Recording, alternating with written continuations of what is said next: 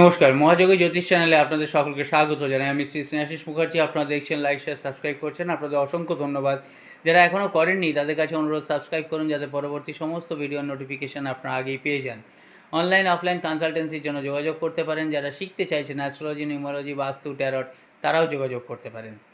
আজকের বলবো কয়েকটা উপায়, যে উপায়টা আমরা কিন্তু অনেক সময় জেনেও করা হয় না বা করে হয়ে ওটা হয় না। সেইটাই হচ্ছে নেগেটিভ এফেক্ট আনে বাস্তুতে। বাস্তুতে সব কিছু থাকলেও সেটা কিন্তু আমরা যদি না মানি, আমাদের অর্থনৈতিক, শারীরিক, মানসিক দিক দিয়েও প্রবলেম আসে। সেটা হচ্ছে কি, টিভিতে একটা ঢাকা দিতে হবে, আলমারি, আয়না এগুলো ঢাকা দিতে হবে। কারণ কি, যখন টিভিটা বন্ধ করছেন দেখবেন একটা ওই কাঁচের মধ্যে রিফ্লেকশান আসে। আর আয়নায় কোনো সময় যেন বিছানার যেমন ছবি না আসে। এইগুলো একটা আলমারিতে আয়না, মানে এই জাতীয় জিনিসগুলো চাপা দিয়ে রাখতে হবে। লাইক, শেয়ার, সাবস্ক্রাইব করতে ভুলবেন না। এই ছোট ছোট উপায় করুন, আনন্দে জীবন ভরে